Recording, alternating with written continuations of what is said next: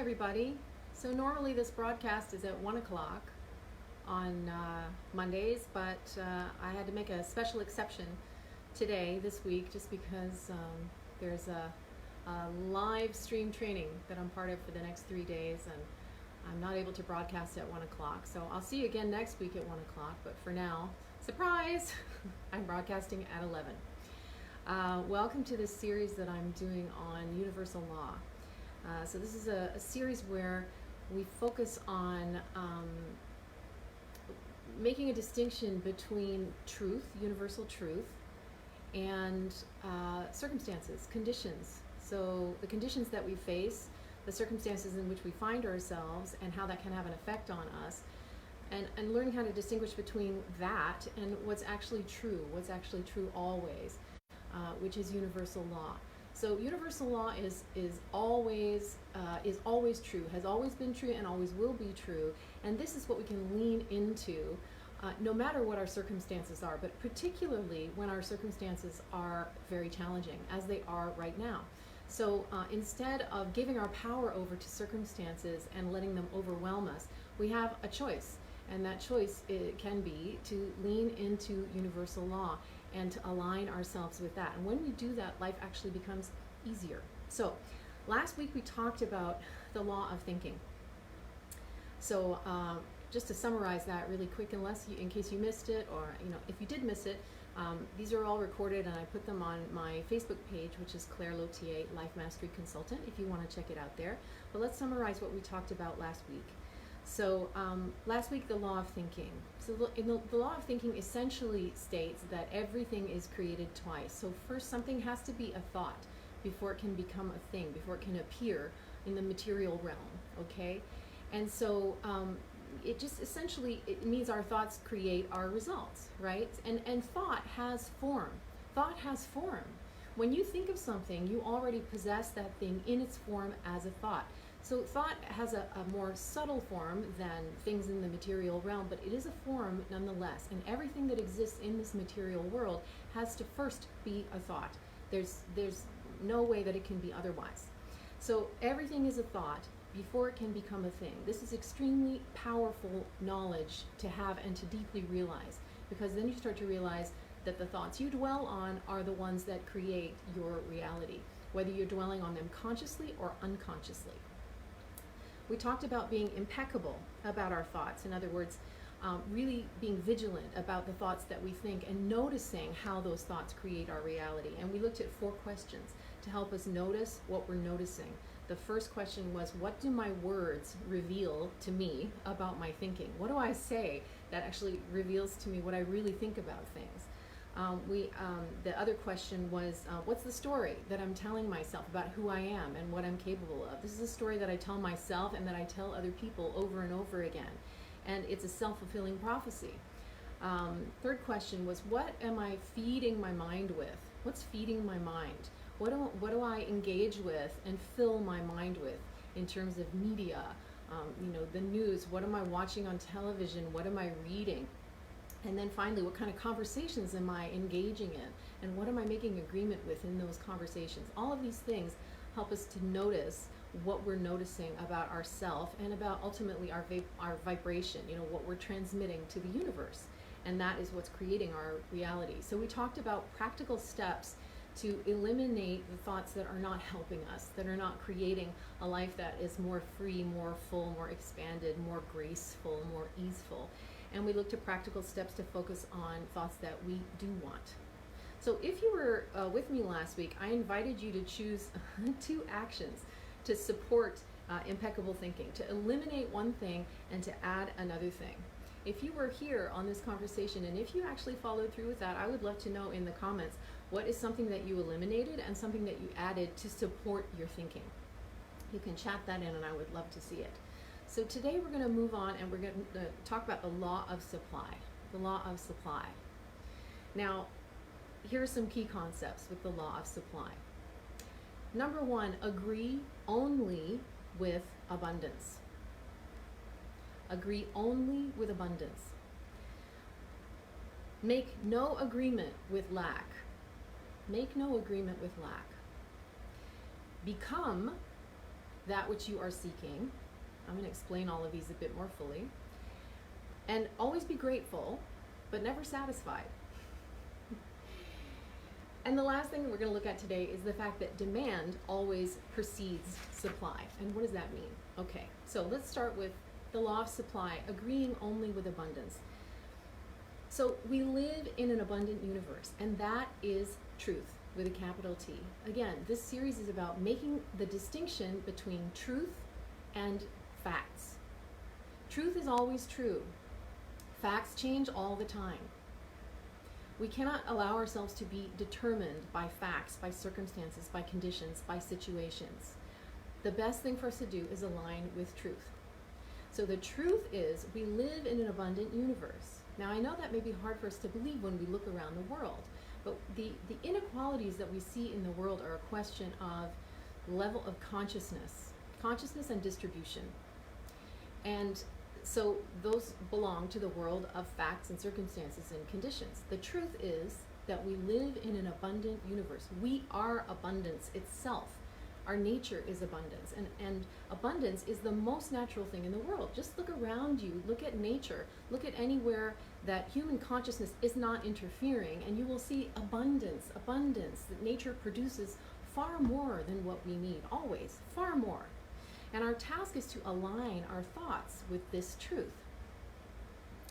So we can create thought forms into which this truth can flow.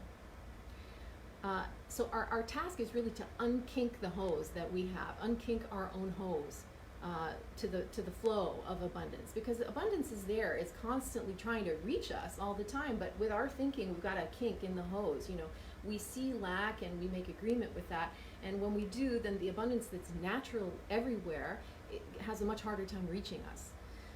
So this is what it means to only agree with abundance. Okay, so let's talk about how that manifests. What's an area of your life where you have an opportunity to agree with abundance? Because abundance, we're talking about full spectrum abundance in every area of life. We're not just talking about money, as you know, right? So where is an area of your life right now where you have an opportunity to agree with abundance? For example, is there a lot of love in your life? Are you noticing an abundance of love? Well, then notice it. Pay attention to it. Give thanks for it. An abundance of love. Maybe you're fortunate enough to have an abundance of money. That's a wonderful thing, and you can give thanks for that too. An abundance of creative expression. I mean, look at what is going on now all over the world. People are getting so creative, finding ways to connect with one another and to reach out to one another, to help one another in all kinds of new ways that we never would have had to think of before. So there's definitely an abundance of creative expression going on. I mean, you've seen those groups of people who get together and play musical instruments and create beautiful music and sing together online. It's amazing, you know? We never had to do that before, but we get to do it now. So this is a form of abundance. Maybe you have abundance of health. If you have abundance of health, that's definitely something to celebrate right now more than ever, right? So we experience abundance in so many ways. There's so much beauty everywhere, and I believe that a lot of people are really noticing that during this time. You know, just being aware of the beauty of nature, for example, as spring comes in. So, I mean, this is really something that that we have an opportunity, we have a chance to pay attention to, because what we pay attention to grows, always. What we pay attention to grows. So if we're paying attention to lack, to what's missing, to what's not going well, that is what we grow in our experience. Why?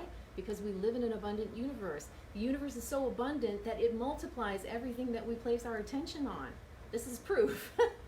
So noticing what is abundant in our life already is a great way to make agreement with abundance. So what are the thought forms that you could hold or that you could change to make agreement only with abundance in this area, right? And what's a question that you can ask yourself to move you into an even greater focus on abundance, a greater understanding or greater experience of abundance? Okay, make no agreement with lack. Make no agreement with lack. There's all kinds of things around us that want us to make agreement with lack. So in what contexts might you find yourself making agreement with lack right now? So usually it's the people that we spend time with, you know, the people that we work with, the people that we are around the most, and the kind of conversations and discussions that have where people start talking about, oh, it's awful, ain't it awful, you know, and this is bad and that's bad, and the economy and blah blah blah, right? And going in a sort of a downward spiral or complaining about circumstances. And when we are in a group like that, it's very easy to get sucked into that and pulled along with it. So notice in what context you might find yourself making agreement with lack, even if you don't really want to, right? In the media that you engage with, for example, there's a great consciousness, and I don't mean great being awesome, I mean like there's a huge consciousness of lack, scarcity, fear, all of that. So are you making agreement with that through the media that you engage with, the television that you watch, the conversations that you have? Just notice in what ways you might be making agreement with lack. So what are the thoughts, the people, the conversations, etc., that could replace those thoughts, those conversations, and instead align you with abundance? I mean, obviously this is good for us individually, everybody, but this is extremely important for the world now. We can be there as reminders for each other, not to make agreement with lack, but instead to make agreement with our true nature, with what's really true about us. Imagine what we could do as a humanity if we could really all support ourselves and support each other to make agreement with abundance and with our creativity and with the power that we have to do good and to find creative solutions. The power is ours. It's ours. It's not out there somewhere. We're the only ones who can do this. So let's do it. Become that which you seek. So James Allen, who wrote the book As a Man Thinketh, wrote, we do not get what we want, we get what we are. We get what we are. In other words, when we ask for something, we don't get what we want. We're getting our vibration. We're getting who we are. What we see on the screen of our reality, what we attract and what we create as our results is a result of who we are. It's our vibration. It's what attracts, right? So what we're seeking to have, we must become at the level of vibration. At the level of vibration, we must become the thing that we are seeking, right? So what we want to create, it's not out there in the future somewhere. It's a question of vibrational coherence, whether we can bring that thing in. So, you know, one way that we can notice this or do this is to be a person of increase. That means a person, since we're talking about supply and abundance, a person who can, who ensures that every interaction is one of increase. Every interaction is one that leaves the other person feeling richer for the exchange for some reason. Even the most inconsequential transactions between people, you can live as a person of increase, a person of abundance. Did you add something to this person's day that was good? Did you enrich this other person somehow? And when you do that, you start to feel amazing. It's the best thing. This is one way to increase the awareness of abundance in our lives. So, you know, it's just about going the extra mile too, right? We don't have to, but we could. So what would it look like for you to become that which you're seeking? What does that look like? How does that manifest? Well, in order to receive more of what we're seeking, especially if we feel like it's lacking in our lives, we really got to lean into it. So if you want more love, you have to become love. Become more loving. If you want more abundance, be generous. If you want more compassion, be compassionate. In other words, give the thing that you want to receive. If you want to be heard, be the world's greatest listener. If you want more appreciation, be the world's greatest appreciator. If you want more time, give of your time. So everything that we feel like we're lacking, in order to set the law of receiving or the law of circulation in motion, we have to give that thing first. Always be grateful, but never satisfied. So what does that mean? Gratitude is the frequency of abundance and supply. It's the frequency of abundance and supply. Always want to be grateful. So being grateful it is not, I think sometimes we have this interpretation that being grateful is be satisfied with what you have and don't ask for more. No. Gratitude is being grateful for everything, all the blessings of life, and there's still longing and there's discontent. We can have both. In fact, the power that's breathing us is constantly seeking a freer, fuller, more expanded expression. We are part of this upward spiral of becoming in the universe that just gets more and more and more expansive. So it's natural for us to have a feeling of wanting more somehow, more out of life, in a way that's healthy and aligned. We can do that in a way that's healthy and aligned by being grateful for everything that we have. And then, because once we reach a one level of awareness or success or growth or love, however it manifests, it's like we launch another rocket of desire, and we're in a constant state of moving up in this upward spiral of becoming. And when we align ourselves with our dreams, with the dreams of our heart and the things that matter the most to us, we move into that upward spiral of becoming in alignment with higher purpose, in alignment with our higher self. And when we are in alignment with our higher self, life becomes easier, life becomes more beautiful, but not only are we doing ourselves a great good and we feel an amazing sense of fulfillment, but we're also serving other people, because you can't serve your own higher purpose without serving the whole world. So desire pulls us forward. There's always a sense of moreness. And so we can be grateful and focused on the abundance that we have in our life and on everything that we're being given and supplied with. And it doesn't mean that because we want more, doesn't mean that we're not grateful. All right? So it's not a contradiction in terms. It's a natural energy of expansion. Finally, this idea that demand always precedes supply. What does that mean? We create demand in the sense of a vacuum for the universe with a burning desire and with grateful expectation. So desire, this is like two poles on a battery. Desire is the positive pole. When we say positive, negative, we're not putting a value judgment on it like it's good or bad. We're just, think of it, it's like a battery. There's a positive, there's a plus side, and there's a minus side on a battery. And it's a polarity, right? So our desire is like the positive pole that goes out, it reaches out forward into the universe, it pulls us forward. And then the expectation that we will receive is the negative pole, the minus, that pulls in, creates a vacuum, and creates the manifestation of the object of desire. This is the principle upon which the law of attraction works. So we create demand with our burning desire and with grateful expectation of the thing that we desire, right? Our desire for moreness is life itself, seeking a greater, freer, fuller, more expanded expression through us. The best way to serve the infinite, the best way to serve God, whatever you call the power that's breathing you and beating your heart right now, whatever you call that power, the best way to serve that power and other people is to be the best you that you can possibly be. So where are you wanting or needing to create demand within yourself? Where are you feeling that burning desire? Where are you feeling that sense of, there's more for me? I don't know what it is maybe, but I just feel like there's more. Pay attention to that. That's longing and discontent. This is key with lining you up with your purpose, with your highest purpose, the reason that you were brought into this incarnation.